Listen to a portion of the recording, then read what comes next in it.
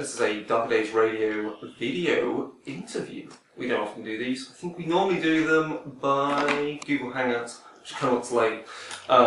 Behind the camera right now is James. Obviously, I'm one of your regular hosts of Darker Days. Chris, hello everyone out there. Mike is somewhere. We have coming up someone we know is at our upcoming host. He's currently at Gen Con right now, and that's going on right now, so we'll hopefully hear some stuff about this. But right now, we're going to talk to, I guess, lead painter, owner, head, CEO. He'll mostly explain his title. An old friend of mine, Tommie. Hello. Hello. So, welcome to Darker Days Radio Video Review. We don't do this, so this is really new. If we fuck up, it'll be done in the edit. Fuck ups make it memorable. Oh yes. So, Golem Studio, I guess, to sum up, is a company organisation that paints miniatures both for companies that make miniatures and also provide services to people that want their armies painted for them. Yeah, And exactly. also lessons, as well as helping out with, say, events for companies that don't really have the logistics to host large events where they need, painting tutorials and so forth. Yeah, I mean, generally if it involves painting, we're going to be able to provide something, without a doubt. So, for example, Mantic use us to help out at their open days and things like that. We'll either run studio standard painting sessions or army standard painting sessions. We'll do it in class format or one-to-one format, or just do demonstrations. We've even been known to make cups of tea for people. But when it comes to events, for example, we like to work hard. So we'll go in, we'll set everything up, we'll help clean, we'll help other people set their things up, and around that, it's all about the painting. But it's not just about the painting for us. It's about teaching. We all every one of the guys in the studio there. They all like passing on the skills. It's a bit of a buzz, to be honest. So it becomes more about the people attending the event as opposed to the ones running it. Wicked. It is, I think. Yeah, because painting is one of those things. It's always good to see, what you pass on to someone else and seeing them actually being able to take their level of painting from beginner to the fact that they then suddenly have an army that looks pretty wicked on the gaming table. It may not be, it may not win them awards, but as long as it looks cool and makes them immersed in the game. Exactly, that you've just took the thought out of my brain there, because that's what painting does for me. I think for a lot of people it really helps you attach yourself to the background, immerse yourself into the hobby, and it helps you buy into what's going on the table in the stories, in the games, and all that business. Cool. I guess the first question then, obviously, with all of this, is how did you get into gaming? Where did it all really begin? That's a tough question. I was walking past the Brown Street store in Manchester with my mum. I must have been about 11, maybe. And I saw in the cabinet in the window a couple of Eldar Phantom Titans painted in like a metallic red colour on this display. It was like a little epic. Oh, the epic ones? Yeah, epic. Oh, wow, epic. okay. And I just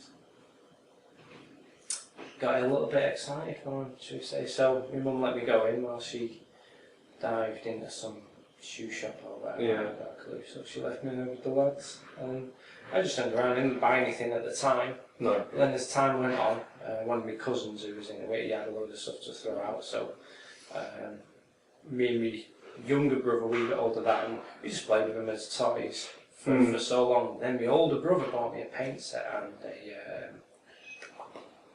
Warhammer Regiments fantastic plastic set. So I had a dark elf and a Skaven and a dwarf and a wood elf and... Was that it? Or was there one more? I can't remember. Yeah. But yeah, that was when it really took off, painting wise for me, and then I just kept nagging at the shop to teach me how to play. And that was it. Cool. It all took off from there. So, yeah, so obviously, side of GW stuff you've been playing other stuff in that time as well? So like RPGs or anything else? Because like no, miniatures turn up in loads of games. Yeah, they do. I've actually only tried roleplay once, Okay. and that was in the pub with a lot of the lads from Games Workshop Manchester at the time, and I was not a great roleplay opponent. Is that the word? I wouldn't say opponent. It'd be more like cooperative. yeah, because Yeah, I think I don't really. I don't like the idea of competitive role playing. That's very like us versus the GM is really weird to me. Yeah, I don't. It's not that I don't cooperate. I suppose it's. I'll give you the background. The background was we're all going on to some Grey Knight battle barge. I was an Ultramarine. There was an Inquisitor there, Imperial Guards, and a load of Marines, big wigs and what have you from the Imperium. We've got some captured Chaos Marine. We've all got to leave our weapons at the door and all that, and so we're going to interrogate this Chaos guy. And he starts gibbering his Chaos gibberish, and I just think, well, I'm not having this. I'm just going to kill him. Apparently, we're not allowed to kill him. But I'm killing him. It's as simple as that. I'm Ultramarine. There's a Chaos dude there who's all possessed. He's dead. He's a dead man. It's as simple as that. I don't care what he's got to say. Yeah. And that kind of, I wasn't right. And I wouldn't budge on it. I think with RPGs, it's finding the right introduction to it and setting to job as antagonists. I think you'd enjoy, say, a World of Darkness Mortals game, so when you just play normal people, because obviously you're in a haunted house, shit happens, and your reaction is pretty much the same as what you would say in real life. Well, I suppose that works really well. You're deadly right there, because I can't kill a haunted house. You can't kill monsters. Or a ghost, so I have to choose my reaction. Okay, carefully. cool.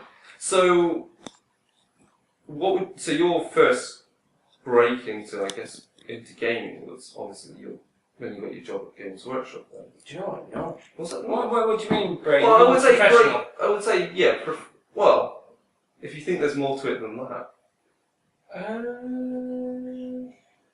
Was it when, obviously, you worked at Games Workshop. Professionally, yeah, Games Workshop when I was 18.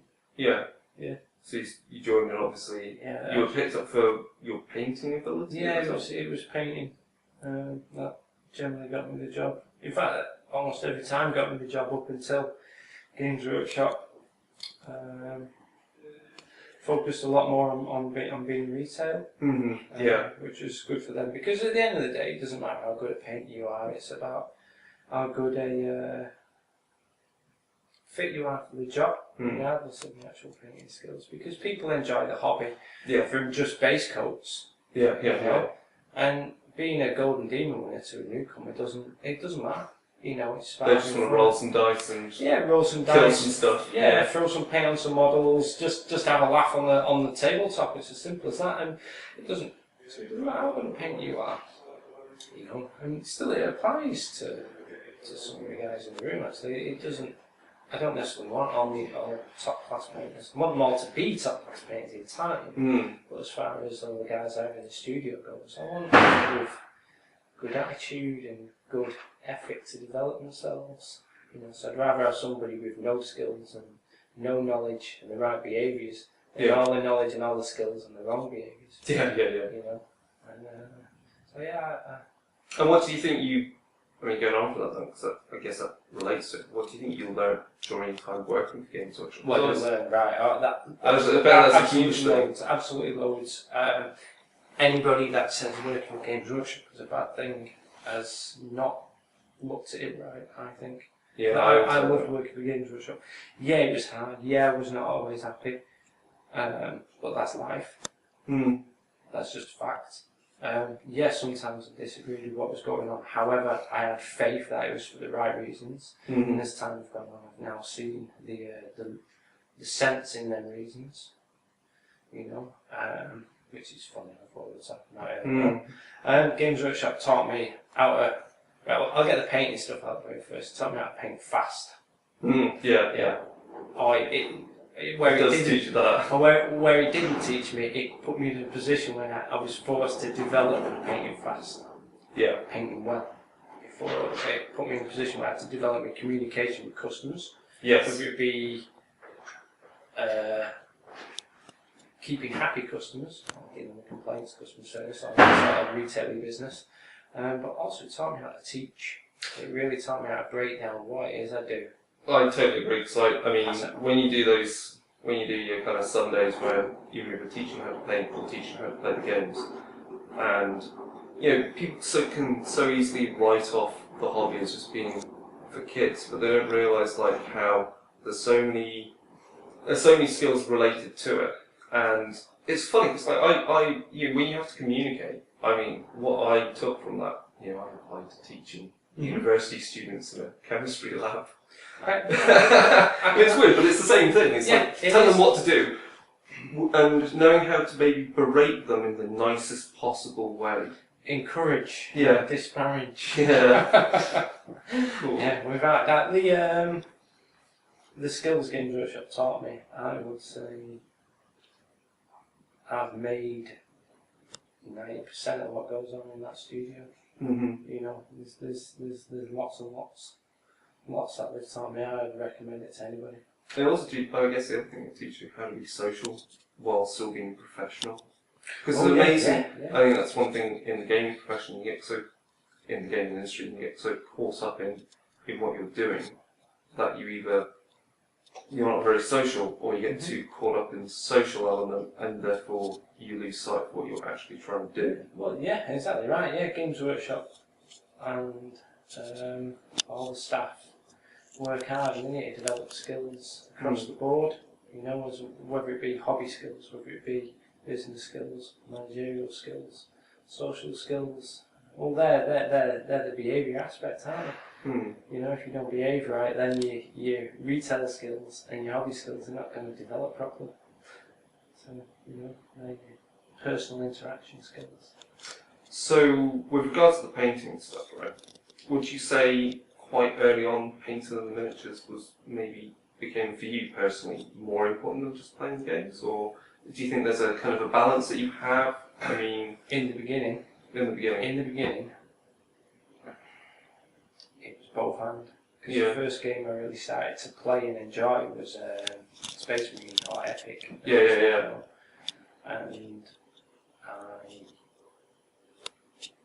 I would play with unpainted armies. I would play with the tablecloth with a book underneath it. That's just how we rolled.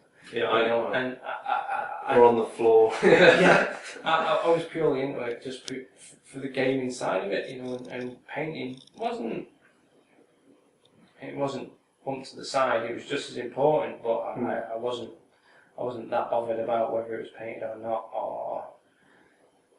and I just wanted to play the game. Yeah. And I wanted to paint. So 50-50, there's your answer.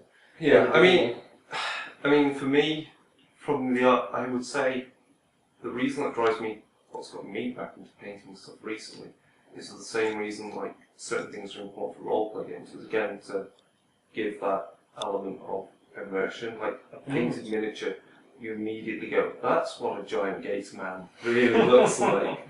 And the same with scenery type stuff, you get good scenery and you're kind of in the zone. Sometimes like, again, like from what we do for obviously Dark Days Face on like World of Dark stuff, sometimes that can be more of a distraction, it can be more confining for role playing, but it depends on courses for courses kind of thing.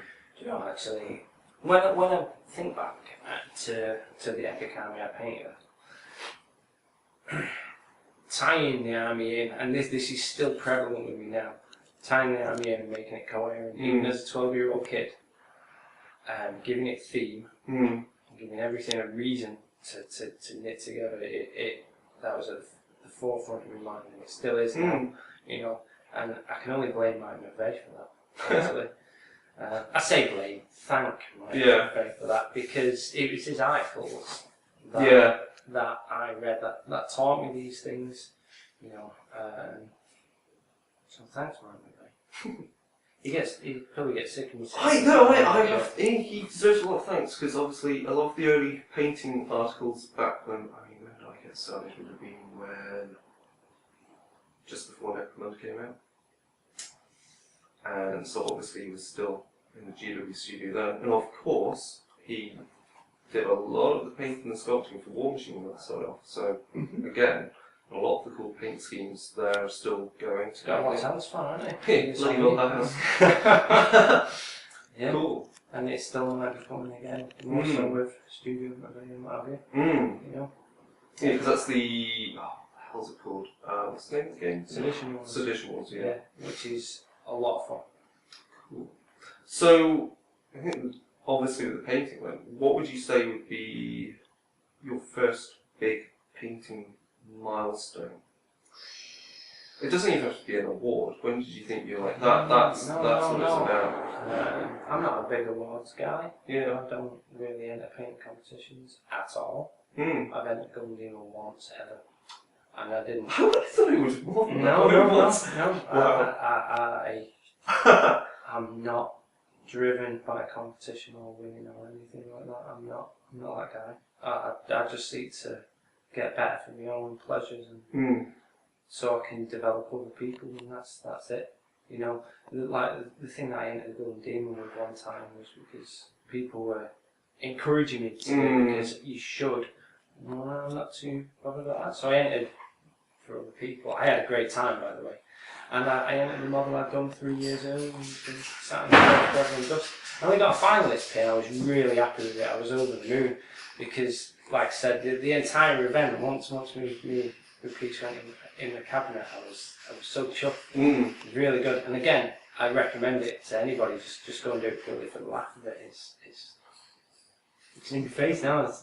I'm still smiling. You know, it's really good. But I'm not driven for that. Yeah. I'm driven to develop my own skills and to teach other people. That's what I like to do. So, what would you say is a big milestone? Was a big milestone? Milestones for me. I mean, I don't know. If you're anything like first painted army, you were like, that's the shit. That is it. That's A the real first one. painting milestone. Probably my. There's a few, you know. There really is a few. List them all. I think the one that really helped make my name was my Sanguinary Guard, the non-metal metallic Sanguinary Guard. I think I remember that. That really helped. Yeah, non-metallic metals is like when you feel like you get it to the point of like that looks good, but like obviously, what I've dabbled with is dabbling, so I'm happy with it. But yeah, to get it, some of the stuff to do that. I'm trying to think, when did you paint that one? So what, I'll show you. Let's drag it up on the power of the tinterwebs. Yeah, obviously there'll be a magic switch to that. A magic switch. And we'll show you what we're talking about. I'm going to let you see it. Cool. Yeah, because obviously we popped into GW Manchester and your the Tomb King's army is still in the cabinet there that I remember you painted. What? Yeah. No, that's a different one. That. They're a different one. They look very similar. That got sold years and years ago, and it's now been split up and fragmented around the world, as far as I know. The only reason I know that is because I went to work in Blackpool one time, and one of the pieces was in their cabinet. And if you know the piece, by the way, I really love it back. I regret selling the army. I really do regret it. So. Yeah, there you go. Because I don't like selling things either. I paint them for me and that's it. For my own enjoyment, really. Right, here we go. I push the button. Images. There you go. That's the one. Yeah. Okay. Wow. Yeah. Yeah. That's like. Okay. Yeah, that was a milestone for me. Yeah, I actually have never seen that. That's really? I've never seen that up close. That's impressive. Yeah. Well, okay, carrying on then. Cheers, Chris. Wow, Jesus Christ.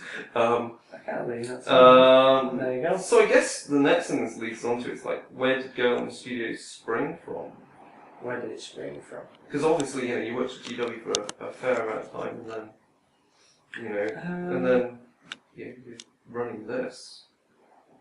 Yeah, it came as a surprise to a lot of people as well. Because as you may have gathered, I love Games Workshop and I love working there. Yeah. So why have I left and why have I done all this? this allows me to take my painting skills on a one-on-one basis to a wider audience. It allows me to teach more. It allows me to bring others up, whether it be out in the public or me painters in the studio. I don't stop trying to develop them. I always want them to get better. Whether the paint job is £5 for a basic figure, I want it better. I want it better all the time. Or 500 quid, I still want it better. I want my performance to be better. I want all my painters' performances to be better as far as the actual product goes. And that's something. The nice thing about actually painting miniatures, I think, by its very nature, is that feedback about how good you are at painting miniatures and how well someone is doing is very much in the physical sense. You're talking to people there. Because one thing that very much annoys me, and I think it annoys quite a lot of people in this day and age, is with the internet. You can put so much stuff out on the internet, whether it's something written or even a painting. And you get some people you just get, oh, I like it.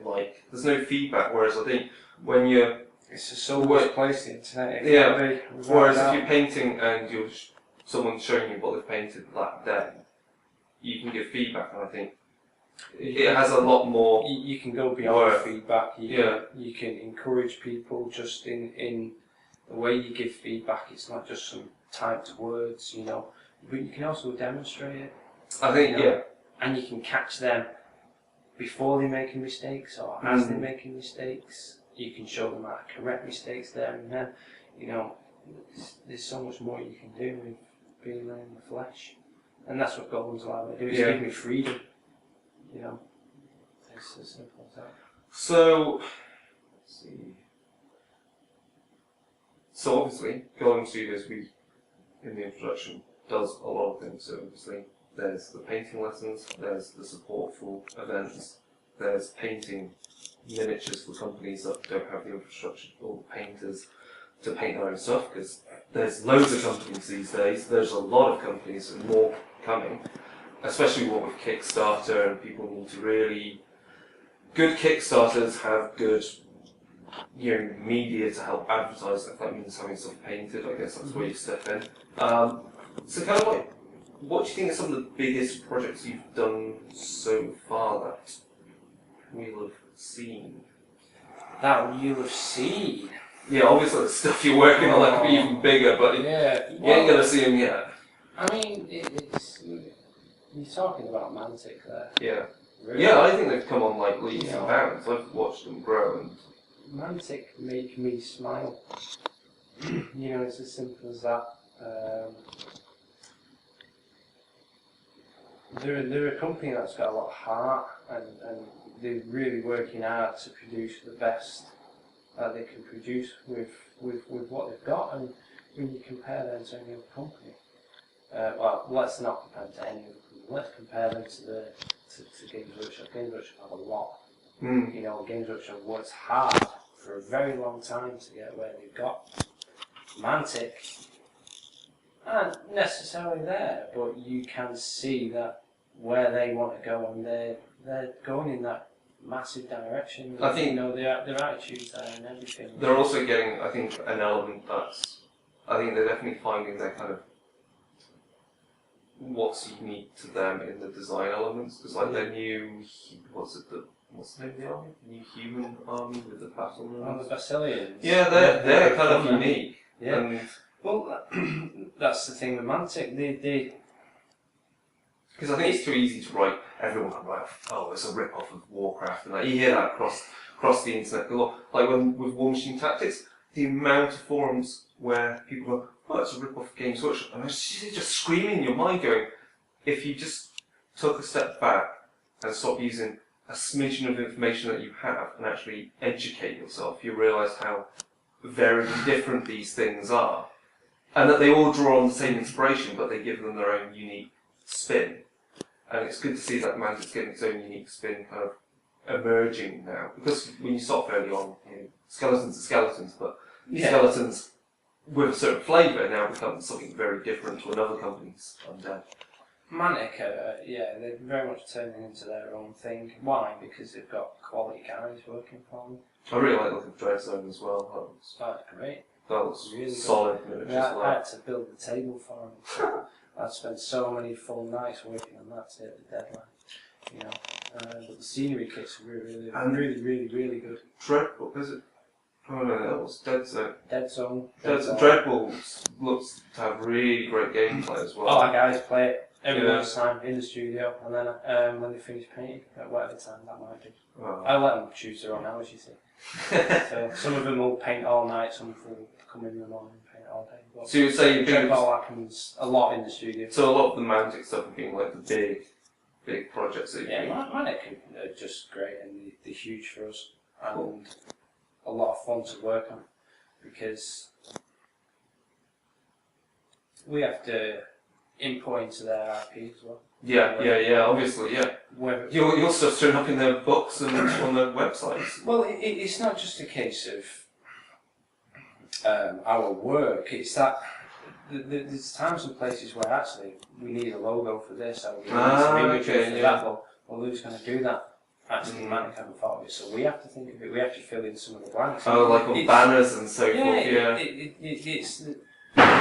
We've really bought into what Manic do, because we have to, because we love it, you know, and it's actually our ideas are in there as well. Yeah, filling in the spaces that they didn't realise was there. Cool. Can I take a little bit?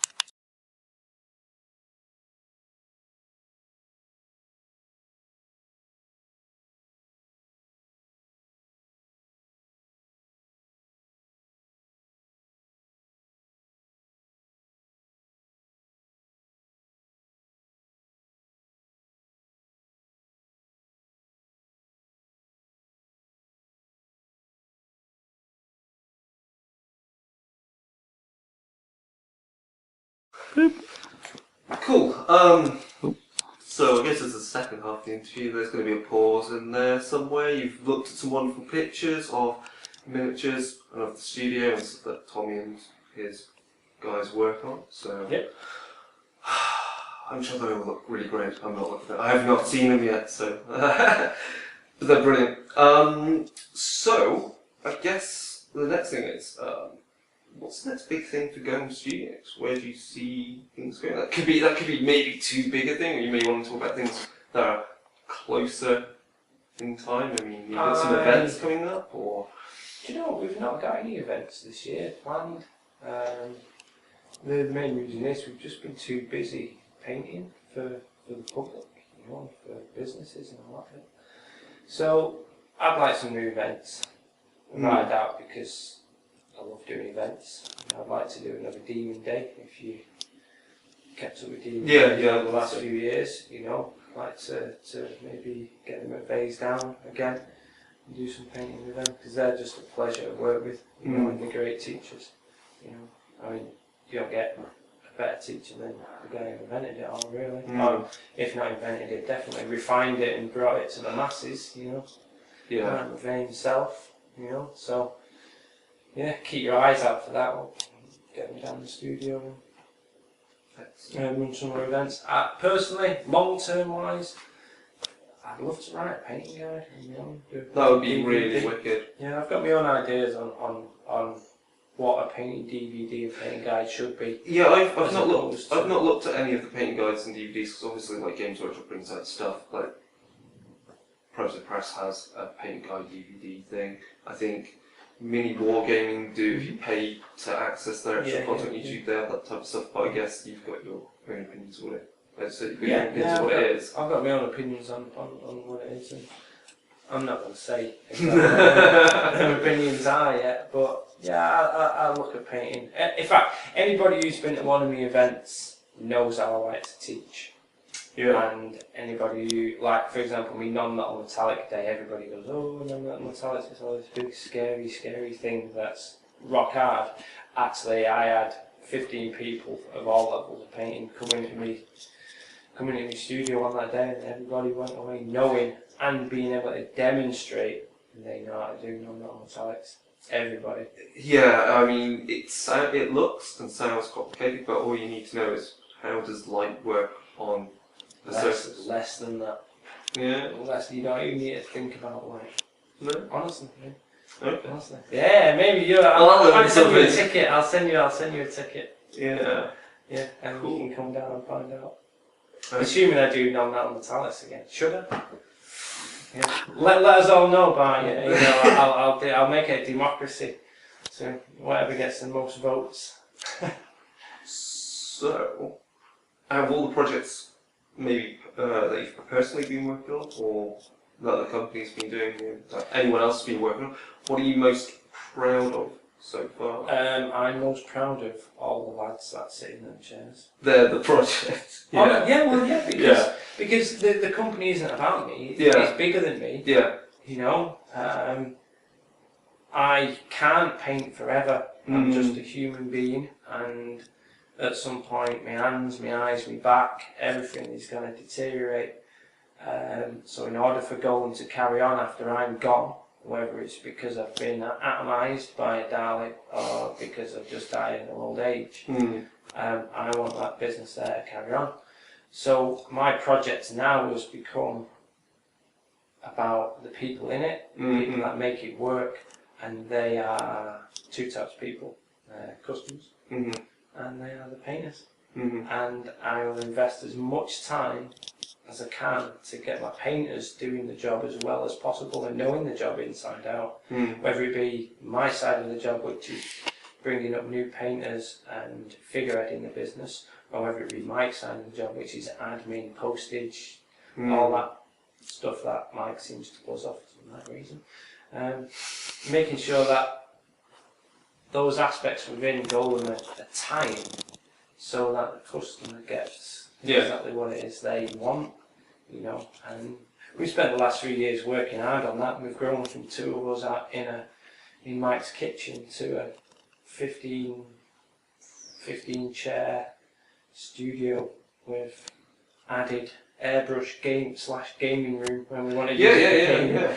You know, and we've gone and worked with some of the best the industry's ever known. Mine Mavere, I keep throwing that name in there, but how can I not? Ronnie Renton, you know, ex-CEO of Games Workshop.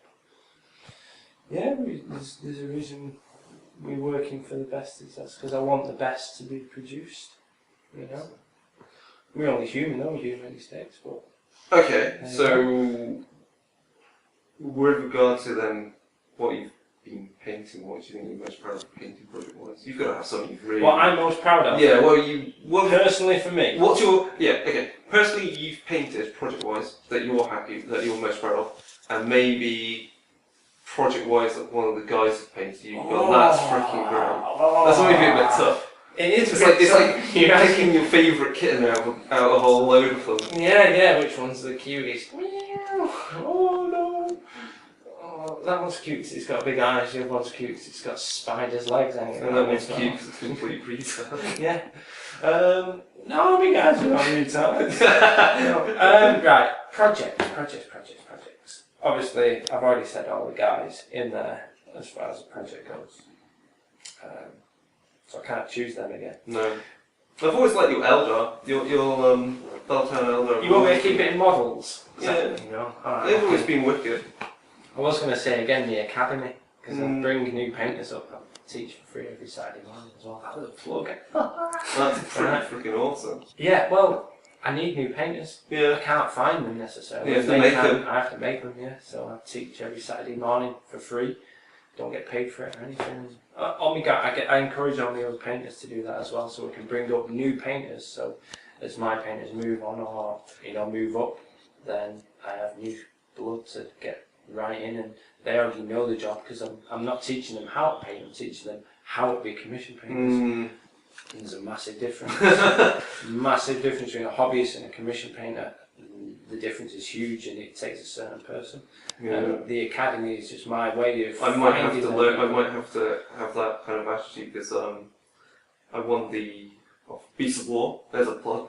It's The Hordes box set, and so Oh, yeah, so I'm yeah, splitting that yeah. between two of my gaming group, and one of them wants me to paint his circle battle group out of it. I'm like, okay, okay. that's gonna be a challenge. You're already a good painter. I'm alright. I can do it fairly quick and get Yeah. it done and get it out of my system, so I don't have to Yeah. collect that army, Yeah. which is the nice thing about it. Models wise. Yeah. My Mephiston Lord of Death. I've done a few Mephiston conversions now. Okay. And the last one I did, every time I did one of the conversions, I learned something.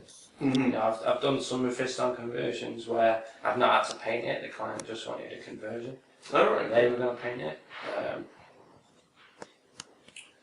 The last Mephiston I did, though, was it combined almost everything of all the skills that I've learned over the years, along with a fantastic client who wanted a quality job. You know, just give me the opportunity to just go, right, let's go nuts and really spread my wings. Have you seen it? Let's get the thing out again. Come on, let's do it. That'll be the cut to this one. Yeah. Is this using non-metallic metals again? Both, actually. I'm It one seems of to these be- guys. I will yeah. mix and match depending on what it is. What do you think? Actually, that's a good question. What do you think non-metallic metals adds to a miniature compared to just doing normal painting with metallic? I think What there's does it add? yeah, because I think there's because obviously when you're painting a miniature, you have to you're forcing the concept of how light and shadow works on a miniature, because obviously it's so small, so you don't get on a miniature that scale, shadows don't work in the same way as they do in real life when you look at a person. Shadows work however I want them to work. That's the point. Light works however I want it to work. So for would you example, say non-metallic metals gives you a bit more, sometimes it's when you want a bit more control over the yeah, look, metallic because metal. a metallic paint just reflects Yeah. the light that actually hits it. Exactly right. Yeah, Whereas you you hit the nail force on the head. Actually, I didn't realise myself. It's a good question. That. Yeah. Physics, Non- eh? no, yeah, non-metallic metals allows me to dictate exactly what is going on. Yeah, it's the same way when you see like the Convergence Cyrus miniatures when they're forcing the light glow from within the miniature. Again, it's like you're forcing the look rather than relying on an external light source, which changes depending on which room you're in, the season, how the wind blows. I will say that non-metallic metals works best when viewed in a two-dimensional format. So on Yeah, it looks really good for on a photos. screen printed. In the flesh, it's ever so slightly different, you know. That's just the nature of things. No, I get that. As that. I don't necessarily always agree with the people that say non-metallic metals only looks good from one direction, because that's not true. Okay. Because I like to paint the models that, so if they're in an environment where light is coming from all directions, which, you know, when you think about non-mets, people say, oh, your light source is wrong, it's not coming from this direction. Where does light come from? You've got a man on a base that's that big. Where's the light sources? Well, there could be an explosion here, a row of street lamps there, there could be a guy shooting rounds at him there, there could be a telephone booth with one light that flickers on and off, and light can come from anywhere, everywhere, nowhere. So, outside of the confines of that one model's base, where are the light sources? You tell me. Yeah. Nobody can, because they only exist conceptually in the artist's brain. You know, so can you then, as an artist, convince? Do you have the skills to know how to make aesthetic stack essentially and create a, what should we say, a palatable experience for the eyeball? Yes. Yeah. Yeah, I mean, comic books do it. Yeah. Of course they do. There's no doubt when Zelda, the comic book character, whips out his sword that he's got a metal sword. It might just be grey. Yeah. Exactly. Yeah. But there's no Well, it's doubt.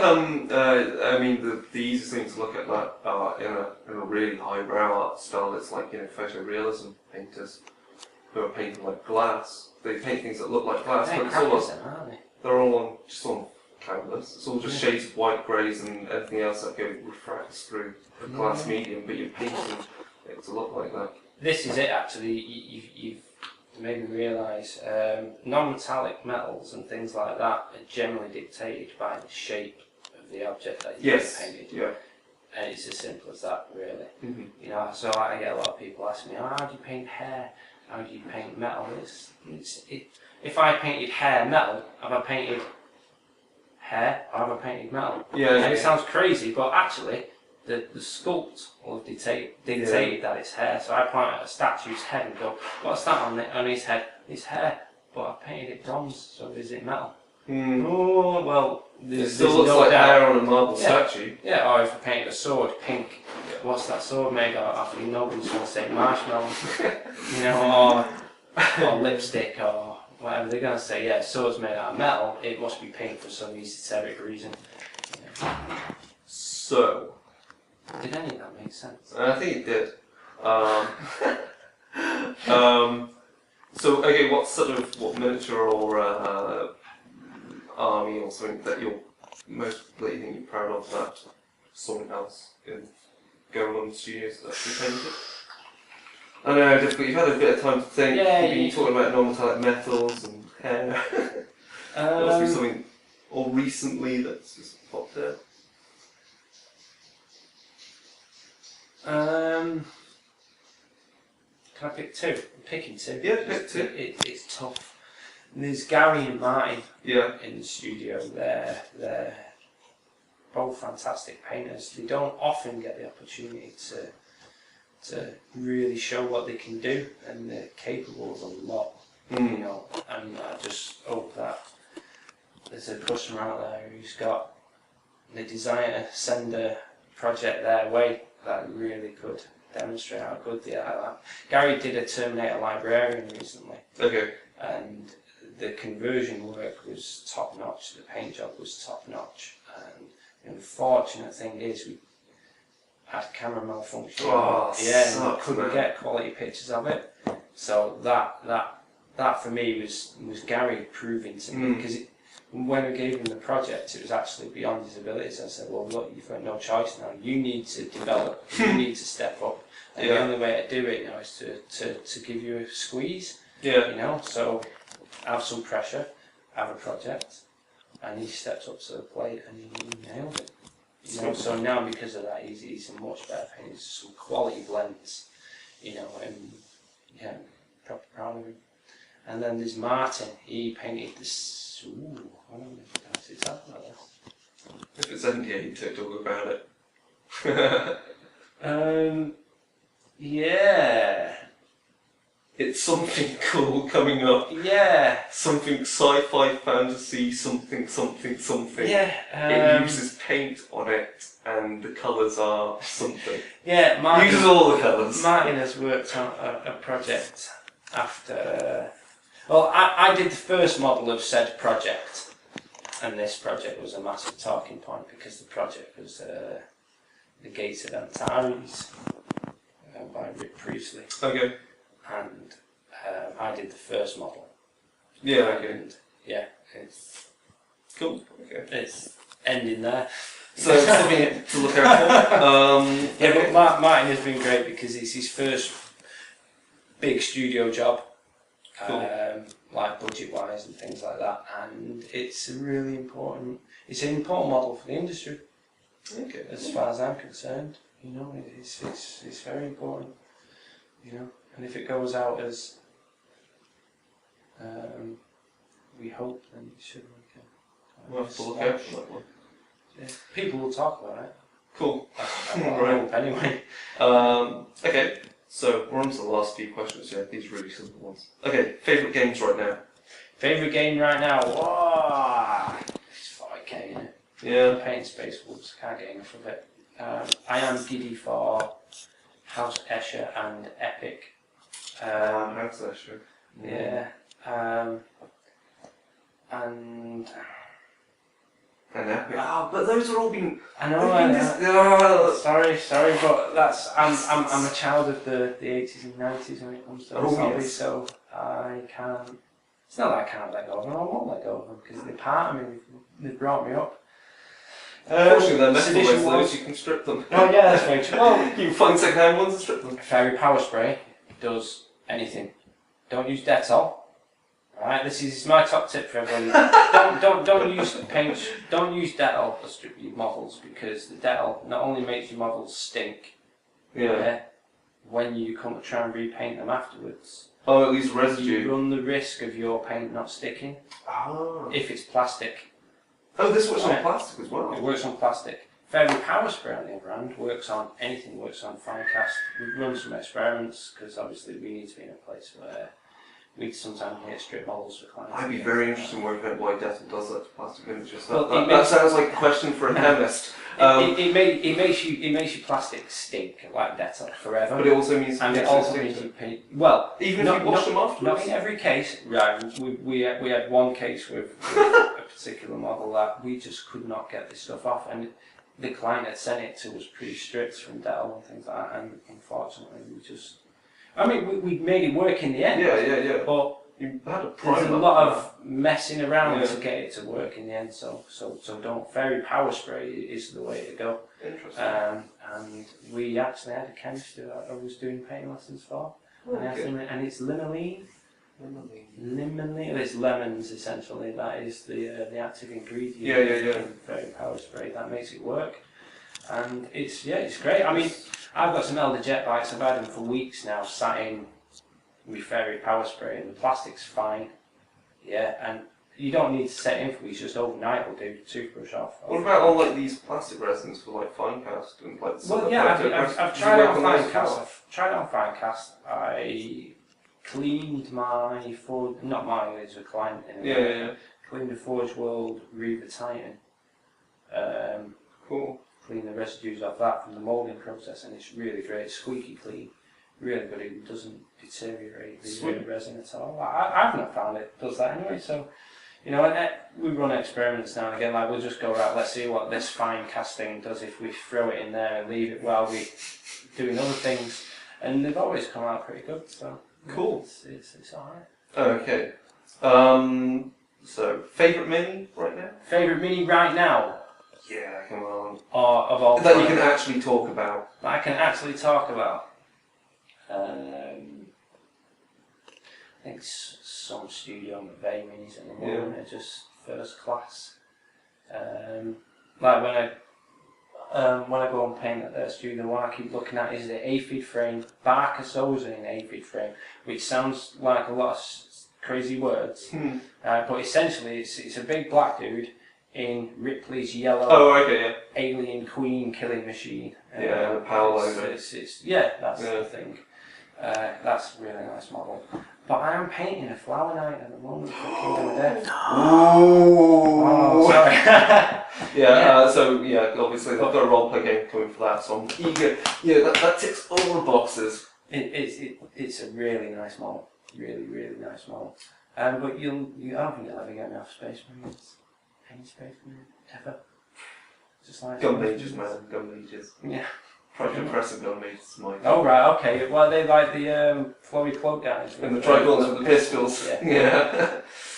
They're really cool I've been reading the novels, and they turn up all the bloody time. They're like badasses.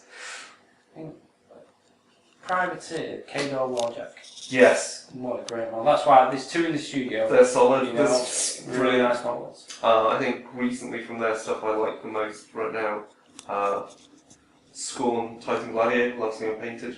But it's just looks like it wants to give you a hug and kill you at the same time. Eyeballs. Okay, what are your main inspirations right now? Things that influence you? Film, TV, art, music? I don't know. There must be something that kind of feeds into your painting. For painting, believe it or not, walking up the street. Yeah. Yeah. Well, as I look out the window now, I look at how many different colours of terracotta brick there are on that chimney stack. You know, just this one. Yeah. You know, it's all one in the distance, but how many different colours are there? There's so much to choose from.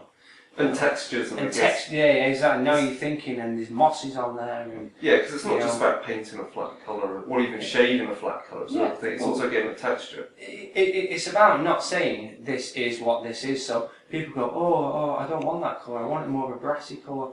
And I go, well, if you just type in a Google brass, see what comes Yeah. up, honestly, you will get all sorts of colours. Yeah. You know, type in verdigris. Yeah. You go, oh no, that's not verdigris, it's a little bluier than that. Well, no, whatever experience you've had may have been that. Yeah. Whack into Google, verdigris can be almost greeny, paley, pastely, greeny white all the way down, some turquoisey blue, or you know, anywhere in between. And to know that there's no rules. You don't just say brass is this colour, copper is that colour, scarlet is that. There's so much more involved. You know, and you just have to step outside into real life to find that out. You know. Cool. So, I like real life. Real life. Yeah. If there's any industry influences on me. Yeah. Studio McVeigh paint jobs. Ali McVeigh's painting is different to most other painters because she's an artist first and foremost, so she has a different outlook on what miniature painters do. Yeah. So we've all been brought up as miniature painters by the likes again of Mike McVeigh, near the metal team and all that. Line, edge highlighting, blah blah blah, using quite strong, pure colours to do your armies, whereas Ali's all not necessarily muted, but well, I'm going to say natural. More natural, earthy.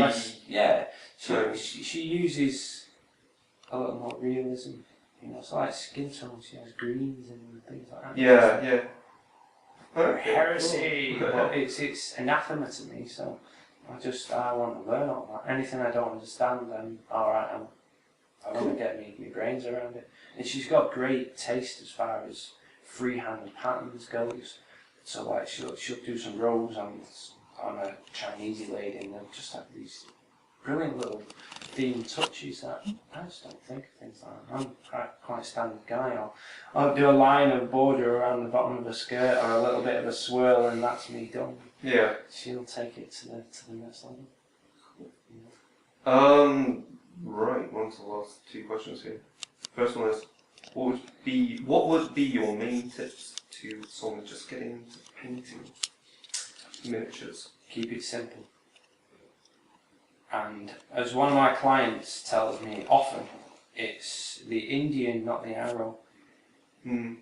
It's not the fact that you've got a Ferrari that makes you a good car driver. It's the fact that you've developed your skills as a good car driver. It's not the fact that you've got an awesome brush that makes you a good painter. A good brush helps. But your skills and how you use it make you a good painter. Yeah. If there's something you can't do, don't say, oh, it's because I didn't use medium, or because I didn't use distilled water, or because honestly, no. You need paint, you need tap water, you need a brush that makes a point. Yeah. You need a palette, you need a model. Done. That is it. A light source and a comfortable chair. Oh yeah. Because it's amazing how much like sun or a lamp. Being able to just sit properly, rest your arms, and just so you can draw, so you can paint a straight line. If you can do that, then all you've got to do is you're doing that lot in different angles. That's it. It's keep it simple. And if I was to wrap it up in principles that don't ever change: thin paint, neat paint, good brush, yeah, done, and that's it. And they don't change. You know? And a brush that comes to a point, because any brush can come to a point. It's amazing. Fine detail doesn't need to have a brush that only has 10 bristles. No, I mean the Sanguinary Guard novel, I painted 90% of that with a Games Workshop base coat brush. Excellent. Yeah. Games Workshop base coat brush. Try them before you buy them, because not all of them are up to scratch, but they're Games Workshop make good brushes. Cool. Sorry, one more question. We can edit you out. That'll be fun. Hang on, shall I pause it for a Okay, moment? yeah, no, it's cool. We've got one more question. I'll just do a fancy edit. It'll look hilarious then. We ask this of everyone that comes on the Dark Age Radio podcast, so I've got to ask you this one. If you could be a household appliance, what would you be and why? Wow. Household, are we talking kitchen? Kitchen, living room, What bedroom? Bedroom. Whose house? Is it a lady's house or is it a house? The first thing that came to mind was a blender. A blender's good, yeah. Blender's good. Why? I don't know. I have no idea. It just was in there. I drink a lot of milkshakes. See, sometimes they're good. And the second one that came to mind was a toasty maker. You know. Toasty comes up all the time, and blenders, because you can make anything with those two. Do you know what I think it is? Make soup. Yeah, you can. Cocktails. You can. Smoothies. What household appliance would you be if you could be a household appliance? Blender. Yeah. Yeah. A blend tech blender. A blend tech blender. Yeah. James, have we ever asked you that one on Dark Days? No, I don't think so. For me though, is it the word appliance that makes us say blender? Is Not everybody saying blender? Yeah, everybody's saying blender, yeah. A lot of people are. Some people say like microwave oven. The Yeah. type that's an oven as well But as is being a it the microwave. word appliance that makes us immediately think of a blender, not necessarily the fact that we're having 3/4 and a bit Darren Brown? Yeah, on I don't think I thought any other appliances Yeah. there.